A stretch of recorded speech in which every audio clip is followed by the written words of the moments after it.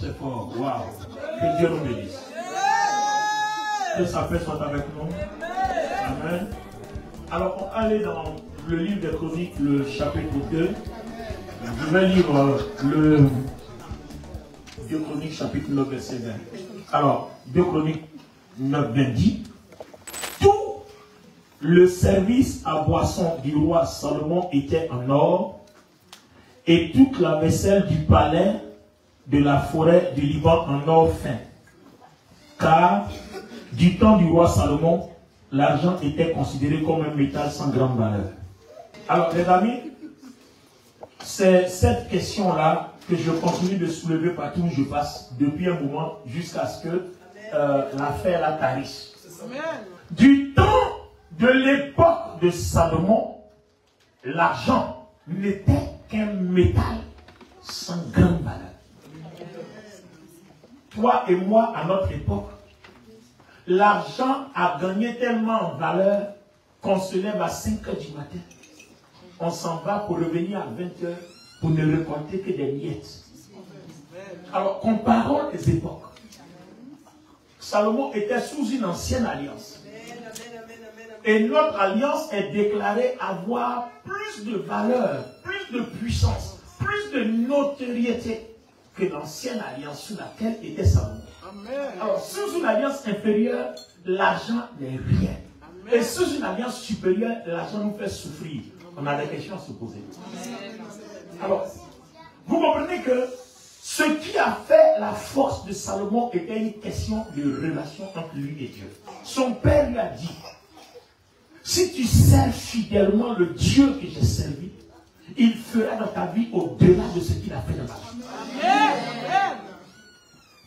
Salomon est monté à Gabaon rechercher les traces de l'autel de son père à l'époque. Jusqu'à retrouver les traces, il adorait du matin au soir, offrant jusqu'à 1000 holocaustes en une journée. Incroyable. Personne n'a cherché Dieu, n'a adoré Dieu comme ça. Jusqu'à ce que Dieu lui dise: demande-moi ce que tu veux. Alors, les amis, je me suis toujours posé une question. C'est quoi une relation avec Dieu? Quand vous marchez avec Dieu, il y a des choses que vous devez connaître. Si vous ne connaissez pas, vous ne verrez pas de miracle. Vous ne verrez pas de prodige. Et vous ne verrez rien. Gloire à Dieu. Et la première des choses quand vous marchez avec Dieu s'appelle le principe. La première des choses s'appelle le principe. Regardez par exemple, il arrive que vous entrez chez quelqu'un. Et puis quand vous arrivez, il y a des personnes qui exigent qu'avant de monter sur leur tapis, vous ôtez vos chaussures. Celui-là, c'est apprendre pour laisser. Tu ne veux pas, faut partir. D'accord? Et il y a une parole qui m'interpelle. Dieu dit: si vous les hommes, vous savez donner de bonnes choses, et moi Dieu, donc toi si ton tapis ne marche pas, et moi qui suis le Saint-Esprit, c'est sur mon tapis saint que tu vas marcher. Quand vous voulez marcher avec Dieu, si vous voulez du succès, si vous ne voulez pas que Dieu vous abandonne, si vous voulez que Dieu demeure avec vous, vous devez comprendre qu'il y a quelque chose qui s'appelle le principe. Si vous ratez le principe, vous ratez la relation avec Dieu, vous ratez vos miracles, ça je vous le dis clairement. Et je vous parle par expérience. Je vous parle par expérience. Je vous parle par expérience. Parce que quand nous lisons la Bible, ce n'est pas tout qui est dans la Bible. Il y a ce qu'on apprend sur le terrain. Alléluia. Oui, il y a ce qu'on apprend sur le terrain. Il y a ce que tu lis dans la Bible, et puis il y a ce que tu apprends sur le terrain. Et c'est sur le terrain que j'ai compris que c'est par l'épreuve que le Saint-Esprit forme les gens. Or, nous, on a toujours compris que l'épreuve est un problème. Alors qu'en fait, l'épreuve est utilisée par le Saint-Esprit pour te former. C'est-à-dire ce que les hommes n'ont pas pu te communiquer. Ce que tu n'as pas pu communiquer, supporter chez les hommes, l'épreuve va t'amener à supporter, l'épreuve va t'amener à changer, et l'épreuve va t'amener à cette hauteur d'éducation ou à cette longueur et largeur d'éducation. L'épreuve.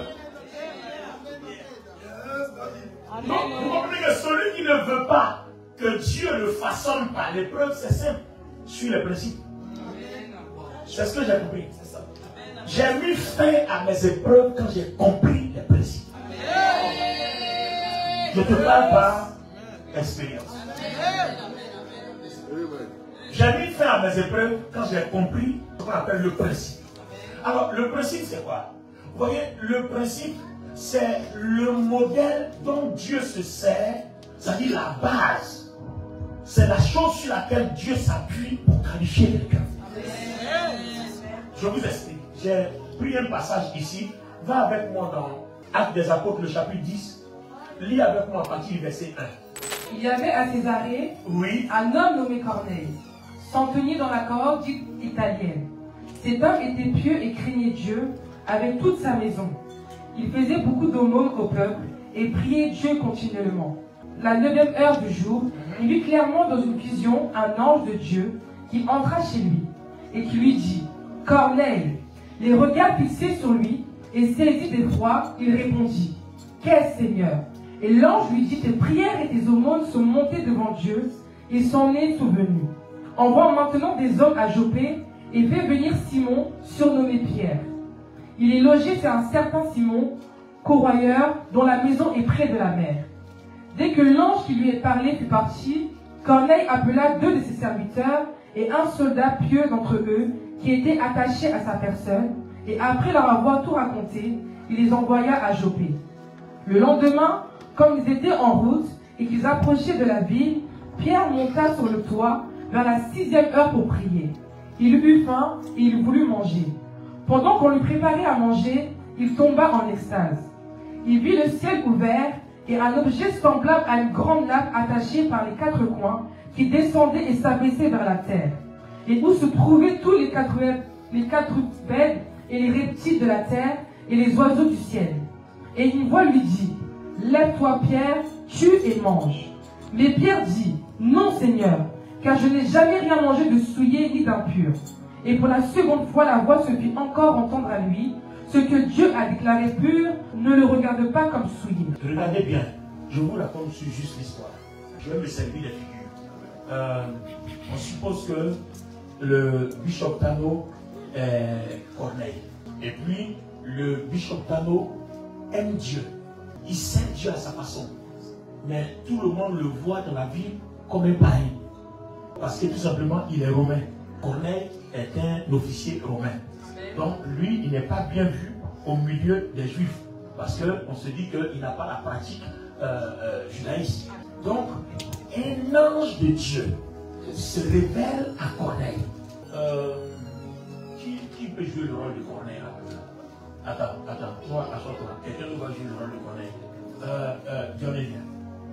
Donc, un ange de Dieu se révèle à Corneille pour dire: je veux te bénir, Corneille. Mais comme Dieu, par principe, il ne descend pas du ciel pour bénir les gens, il a établi des gens qui vont te bénir en son nom. Donc quelqu'un va là.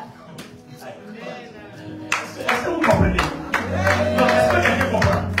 Donc quelqu'un va là appeler quelqu'un que j'ai mandaté qui va venir te bénir au nom de Dieu. Et Dieu te bénira. Alors, première question. Pourquoi l'ange qui est venu n'a pas béni directement Corneille et puis n'a pas rendu le témoignage de Corneille à toute la population? Donc ça va prendre Pierre, un mandaté, pour venir jouer le rôle. Dieu est un Dieu de principe.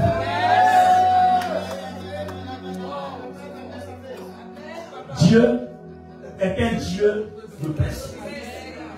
Combien de fois n'avons-nous pas entendu les gens dire: oui, moi-même quand je parle, Dieu m'entend. Mais tu penses que si Dieu faisait comme ça, il aurait eu ce qu'on appelle l'Église, il aurait eu l'anarchie totale. Donc le principe, c'est ce qui fait l'organisation de ce qu'on appelle Dieu sur terre. Donc celui qui ne respecte pas le principe ne peut pas marcher avec Dieu parce que tu as un esprit de désordre.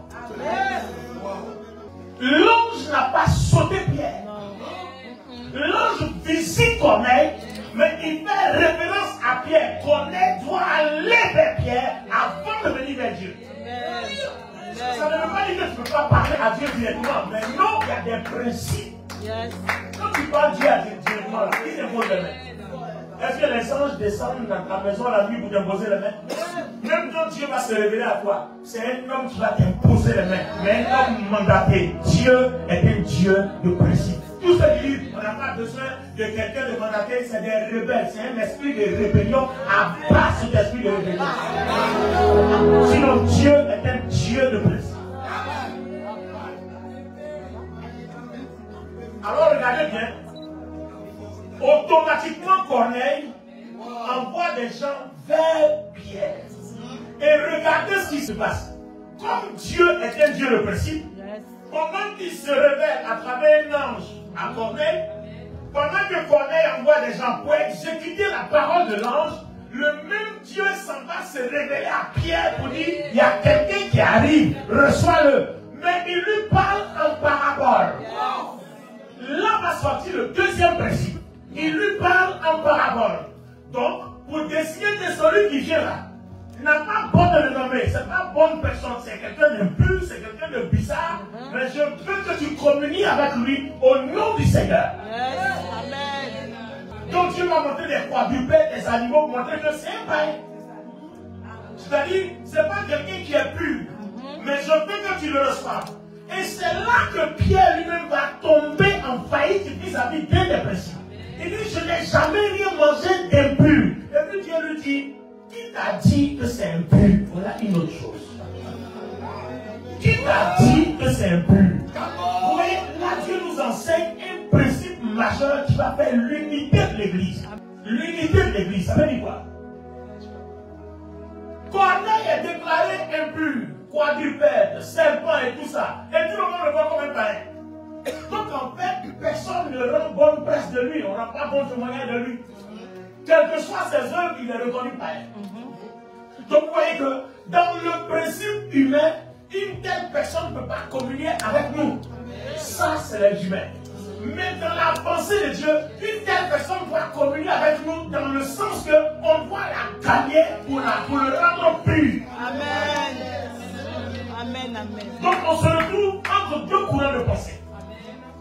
Des gens qui pensent humain et puis l'autre qui pense divin. Donc il y a Dieu et sa pensée et puis il y a les hommes avec sa pensée. Donc la chose que nous devons comprendre, vous ne pouvez pas marcher avec Dieu dans vos pensées humaines et charnelles. Ça ne fonctionnera pas. Dieu ne vous parlera jamais. Il ne se révélera jamais à vous. Et vous n'expérimenterez jamais la puissance de Dieu aussi longtemps que vous demeurez dans vos pensées humaines et charnelles. Ce n'est pas possible. Je vous parle d'expérience. Tu ne verras jamais la gloire de Dieu si tu marches avec Dieu dans ta mentalité humaine, dans ta pensée humaine. Ça ne marche pas. Même Pierre est tombé dedans. Je ne peux pas manger quelque chose d'impur. Dieu lui a dit, qui t'a dit que c'est impur? Tu veux servir un Dieu esprit et puis tu continues de réfléchir comme les hommes. Tu ne peux pas servir un Dieu esprit et puis tu penses comme les hommes, ça ne marche pas. Il faut penser comme l'esprit, pense comme Dieu. À ce moment que si Dieu s'identifie en toi, il te permettra de couler en toi.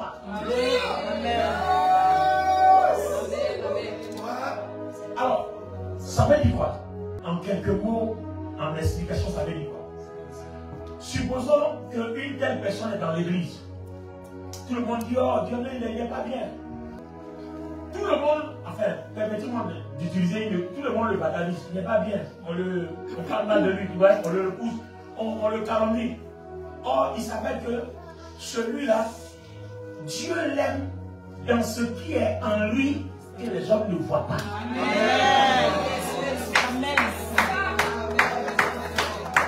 Il y a des choses en vous que seul Dieu sait, dont seul Dieu connaît la valeur. C'est une des raisons pour lesquelles vous ne devez jamais être complexé et ne jamais écouter les babadages des gens.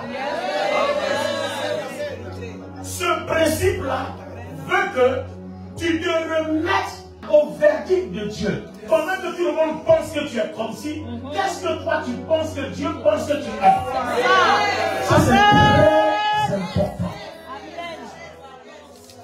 J'ai mis fin à mes épreuves et à mes douleurs quand j'ai compris ce mystère. Les gens peuvent dire tout ce qu'ils veulent de vous. C'est la même chose.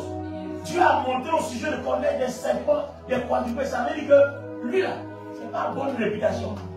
Il est impur. Et c'est le témoignage qu'on rend de lui.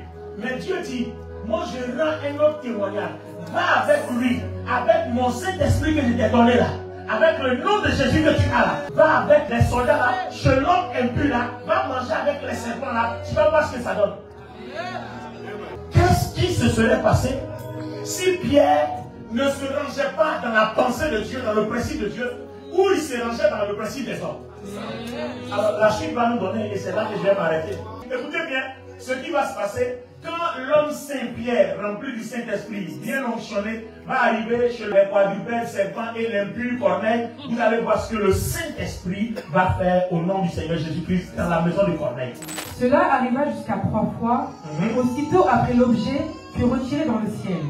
Tandis que Pierre ne savait en lui-même que penser du sens de la vision qu'il avait eue. Voici les hommes envoyés par Corneille, s'étant informés de la maison de Simon, se présentèrent à la porte et demandèrent à haute voix si c'était là que logeait Simon, surnommé Pierre. Et comme Pierre était à réfléchir sur la vision, l'Esprit lui dit, voici 3 hommes te demandent, lève-toi, descends et pars avec eux sans hésiter, car c'est moi qui les ai envoyés. Va avec eux sans hésiter, ça c'est moi le Saint-Esprit qui les a envoyés. Donc vous voyez que souvent dans notre vie, on commet beaucoup d'erreurs et c'est qui fait qu'on n'est pas béni. Parce que toutes les bénédictions sont rattachées au principe. Je dis, toutes les bénédictions sont rattachées au principe. Regardez un peu comment à l'époque de Salomon, l'argent était rien et puis aujourd'hui on souffre. Mais Salomon, il était ce qu'il était. Hein. Il avait 5 milliers de femmes, mais c'était un homme de principe. Donc, étudiez Salomon, vous allez voir. C'est un homme de principe. Un homme de principe. Regardez quelqu'un comme Philippe. Le Saint-Esprit l'envoie, il se va par là, le livre éthiopien. Il finit de parler, on le fait disparaître, c'est le retour à Samarie. Là, il va disparaître. Pourtant, ça existe. C'est-à-dire, Dieu nous informe, Dieu fait ça à nous. Mais il va faire ça à quel genre de personnes? Des gens qui marchent dans le principe divin et non dans le principe humain. Ce genre de miracle, ça peut nous arriver aussi. Mais on n'est pas des gens de principe. Je prends le cas, Bishop, je vais l'utiliser. Regardez par exemple, vous voyez le Bishop Kaba Meïcha. Quelqu'un me dit, je ne vais plus avec ça parce que Bishop Kaba est comme si. Prophète Sylvie est comme ça, il est comme si. D'accord. Mais pendant que tu entends dire il est comme si, il est comme ça là. Est-ce que tu penses que c'est parce que tu penses qu'il est comme ça que Dieu ne l'aime pas? C'est ça le problème. Non. Est-ce que tu penses que parce que toi tu penses qu'il est comme ça ou elle est comme ça, donc tu penses que pour ça là, pour ce que tu dis là, donc Dieu n'aime pas? Alors que si tu t'alignais sur ce que Dieu pensait de lui, ton bavardage n'aurait plus fin. Amen. Donc vous comprenez qu'en fait, tous ceux qui souvent nous calomnient sont des esprits mauvais. Parce que s'ils étaient assez chrétiens pour savoir comment Dieu nous voit, il y a certains bavardages qui n'auraient jamais eu lieu dans l'église. Si tous les Israélites avaient le témoignage que Dieu rendait de Corneille, personne n'allait dire qu'il était impur. Ou bien, parce que Dieu ne le traitait pas impur. Même Pierre même le traitait d'impur. Et Dieu lui dit, qui t'a dit qu'il est impur? Va chez lui. Alors, vous voyez, un principe majeur, c'est qu'en face d'une situation ou d'un problème, même peu importe ce qu'on te dira de ton père spirituel, de ton pasteur, va demander à Dieu, Seigneur, voilà ce que j'ai entendu, qu'est-ce que tu penses? Amen. Amen.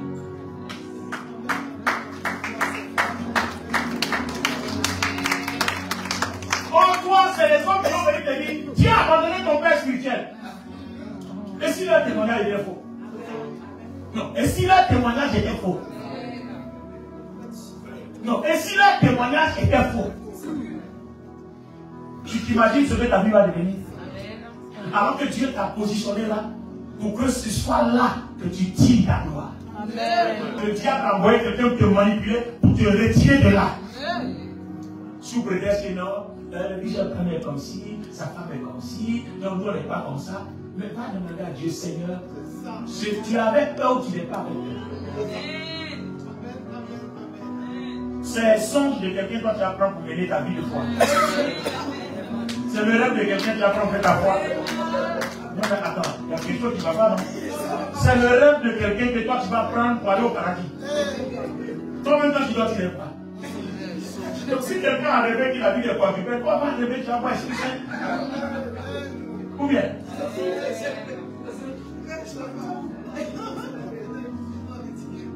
Alors, Corneille est un être humain, mais Pierre aussi est un être humain, mais Dieu le défend de voir comme les hommes, mais Dieu veut qu'il voit comme Dieu avant de pouvoir accomplir les œuvres de Dieu. Attends, est-ce que vous avez compris maintenant? Si vous ne voyez jamais comme Dieu, vous ne pouvez pas accomplir les œuvres de Dieu. Je déclare que tes yeux s'ouvrent ce soir, mais je déclare que Dieu ouvre les yeux de ton esprit, que Dieu ouvre les oreilles de ton esprit, que Dieu dispose ton entendement. Regardez bien la suite. Je suis sûr, convaincu que la suite va créer un déclic. Pierre donc descendit et il dit à ses hommes: voici, je suis celui que vous cherchez. Quel est le motif qui vous amène? Oui. Ils répondirent: Corneille, centenier, homme juste et craignant Dieu, et qui toute la nation des Juifs rend un bon témoignage, a été divinement averti par un saint ange de te faire venir dans sa maison et d'entendre tes paroles. Pierre donc les fit entrer et les logea. Le lendemain, il se leva et partit avec eux. Quelques-uns des frères de Joppé l'accompagnèrent. Ils arrivèrent à Césarée le jour suivant. Corneille les attendait et avait invité ses parents et ses amis intimes. Lorsque Pierre rentra, Corneille, qui était allé au-devant de lui, tomba à ses pieds et se prosterna. Attendez, vous voyez, Dieu s'est révélé à Corneille. Il aurait dû achever le travail, parce que Dieu est trop puissant, n'a pas besoin de quelqu'un. Mais il ramène la bénédiction ou la délivrance ou alors la grâce qu'il doit accorder à Corneille, il ramène ça par Pierre. C'est ça. Mais regardez ce qui va se passer. Quand Pierre rentre chez Corneille, Corneille se soumet à l'autorité de Pierre. Est-ce que quelqu'un a compris ça? Quand il rentre chez Corneille, Corneille se soumet à l'autorité de Pierre. C'est ce qui manque dans l'église. Ce n'est pas un homme. Mais je suis convaincu que Corneille s'est soumis. Pourquoi? Parce qu'il a eu la révélation qu'il est de Dieu. Donc, vous voyez que quand dans l'église nous avons la révélation, quand nos yeux sont ouverts, quand nos oreilles sont ouvertes, on ne devient plus des amateurs. On comprend les choses. On ne fatigue personne. On ne dérange personne. On n'est pas rebelle. Quand on a la révélation de qui est Dieu, on ne dérange plus personne. Quand vous êtes dans l'église, vous voyez des gens qui bavardent, qui critiquent, qui calomnient, qui fatiguent les gens, posez-vous la question, est-ce qu'ils savent qui est Dieu? Non, est-ce qu'ils ont la révélation? Corneille a la révélation. Celui qui a la révélation sait Dieu correctement dans l'église sans se préoccuper de qui ou de quoi que ce soit. Je prie que Dieu t'accorde la grâce d'avoir la révélation. Je prie, donne-moi ton amen, Meïssa. Que Dieu t'accorde la grâce d'avoir la révélation. Donne-moi ton amen, Meïssa. On pense que c'est parce qu'on fléchit les genoux, on pensait prier pour les bénis. Non, hein? Dieu a établi des principes et c'est dans les principes que tout fonctionne. Le fonctionnement des choses de Dieu ne se fait jamais par hasard. Je dis jamais. J'ai Isaac, quand il devait bénir Jacob, et puis son frère Isaïe, ça s'est fondé sur quoi? Les principes. La maman dort avec Isaac, mais elle a attrapé la main de Jacob, porte le manteau parce que la prophétie va s'accomplir. On rentre chez ton père va te bénir. C'est ça. Donc il y a un père, il y a une mère, mais on va chez le père pour bénir, on ne va pas chez la mère pour bénir, on va chez le père. Vous voyez, non? Attends, est-ce que vous comprenez le principe? La mère prend, voilà, Rebecca prend la main de Jacob, envoie chez Isaac. Vous voyez? Attends. Pourquoi Rebecca ne dit pas, oh lui là, il a aveugle, il ne voit plus, même moi je vais te bénir.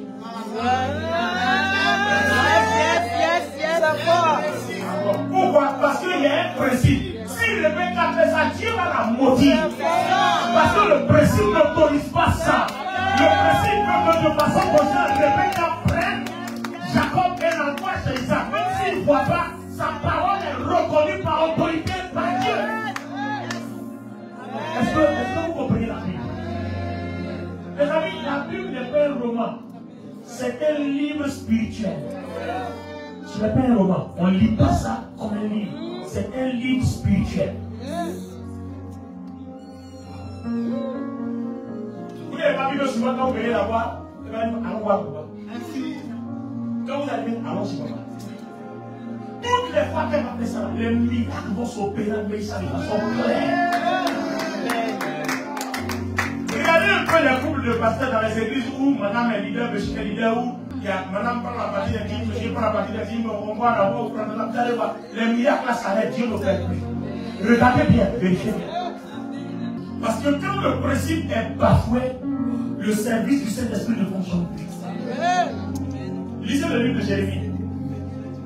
Lisez les 52 chapitres de Jérémie, vous allez comprendre quelque chose. Dieu est un Dieu de principe. Vous savez ce que Dieu a fait? Je me souviens là, je parlais avec toi. Après, c'est ce qui s'est passé. Jérémie prophétise que Dieu va envoyer Nebuchadnezzar pour venir maîtriser Juda, envoyer des captifs, etc., à cause de leur péché. D'accord? Mais Dieu dit, quand Nebuchadnezzar va venir là, il a dit au roi célestial, tu ne viens pas pas. Je ne sais pas si c'était à l'époque de Joachim ou bien il dit, ne viens pas pas. Quand il vient là, faut te rendre. Parce que si tu te bats, ils vont t'assassiner. Mais si tu te rends, tu seras sauvé. Vous avez vu Dieu? Il a fini de parler. Quand Dieu finit de parler, il y a un groupe qui dit, le pays est déjà tombé. Dans la réunion, on s'en va d'Égypte. Et puis Dieu dit, donc, pendant que je vous demande de rester et de vous rendre en Égypte, allez en Égypte. Ils s'envoient en Égypte. Dieu envoie Nebuchadnezzar en Égypte, venir maîtriser toute l'Égypte et puis venir les attraper là-bas, les envoyer en prison.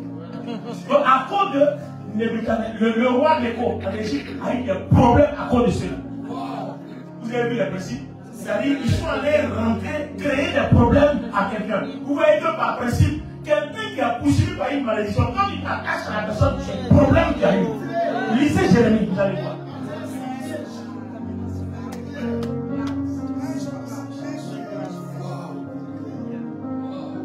Lisez Jérémie. Dieu est un Dieu de principe.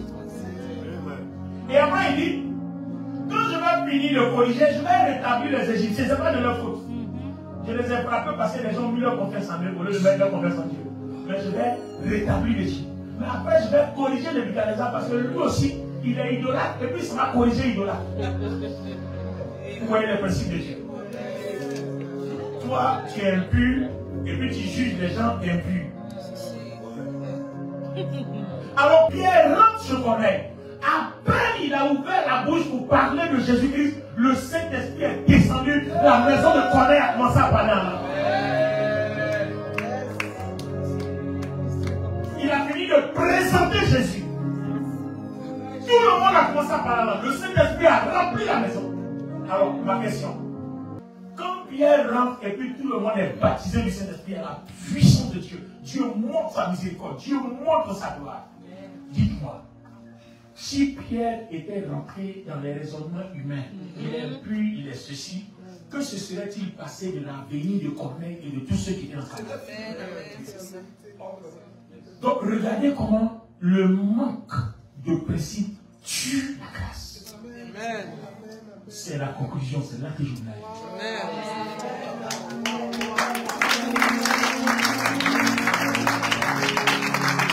Le manque de principe tue la grâce.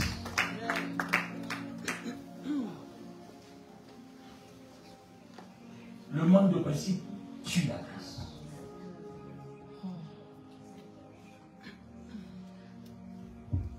Vous voulez d'abord? Je peux conclure. Le manque de principe tue la grâce. Est-ce que le Saint-Esprit serait descendu aussitôt dans la maison de Corneille si Corneille n'avait pas reconnu l'autorité de Dieu dans la vie de Pierre en se prosternant pour se soumettre? il n'adorait pas Pierre, mais il reconnaissait, il témoignait de l'autorité. Parce que c'est Dieu qui a dit, je t'envoie vers lui et il reviendra à mon nom. Ça s'appelle le principe. Et Dieu est un Dieu de principe. Alors tu penses que parce que tu as eu un problème avec Bishop Kano, tu n'es pas content, donc tu peux l'insulter. Donc tu peux le calomnier, le traiter comme tu veux.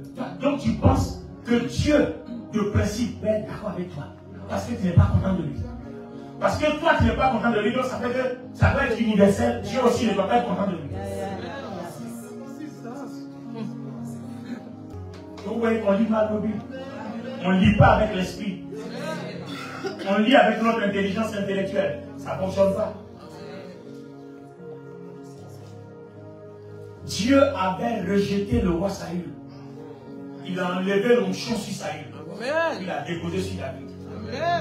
Et Saül veut tuer David parce qu'il ne veut pas que David le remplace, le succède autour de lui. Dieu va livrer Saül entre les mains de David pour voir ce que David va faire. Dieu a permis que Saül ait un profond sommeil dans la caverne. On avait dit à David, ton maître là. Ses amis lui ont dit, tue-le. Le problème est réglé aujourd'hui. Mais David a dit, non, je ne peux pas le tuer parce que Dieu ne fonctionne pas comme ça. Et David va empêcher ses amis de tomber sur Saül de le tuer. Pourtant, ses amis là étaient avec David. Donc vous voyez, quelqu'un veut te tuer. Et puis maintenant, il est quelque part, Dieu l'a livré en tes mains. Alors tes amis disent, tue-le. Qu'est-ce qu'on fait? Il me répond pas. On le tue et puis le débat est clos. Mais David dit non, on ne le tuera pas. Parce que si je veux marcher avec Dieu, voir sa gloire, je ne veux pas attirer la colère de Dieu sur moi. Mais Dieu est un Dieu de principe.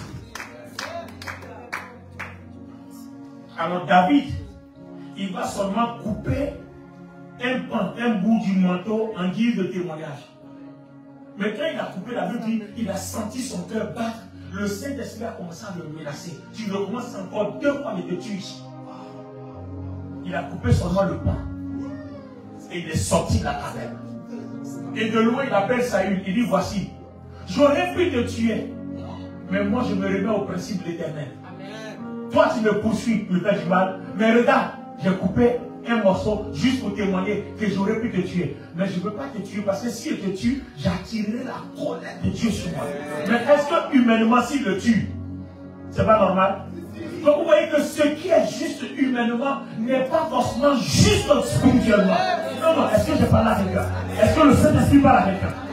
Ce qui est juste humainement n'est pas forcément juste divinement, ou bien n'est pas forcément juste spirituellement, n'est pas forcément juste bibliquement. Les choses justes humainement ne sont pas forcément vraies bibliquement. Humainement, tu me suis, tu vas t'insulter. Mais bibliquement, ça ne fonctionne pas comme ça.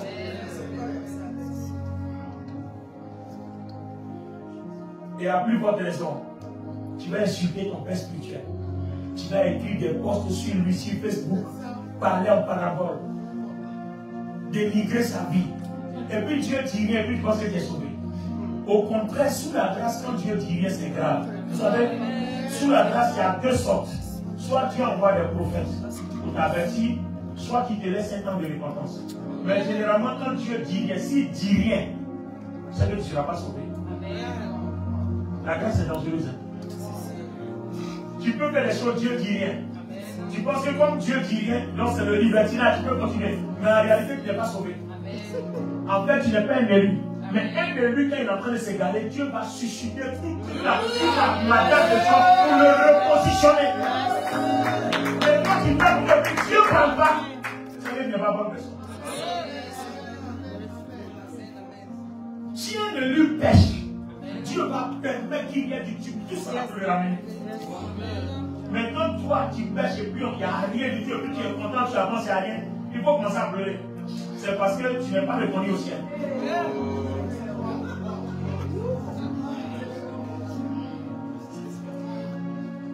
Dieu est un Dieu de principe. Mais ça, sur cette base-là, je veux déclarer quelques paroles.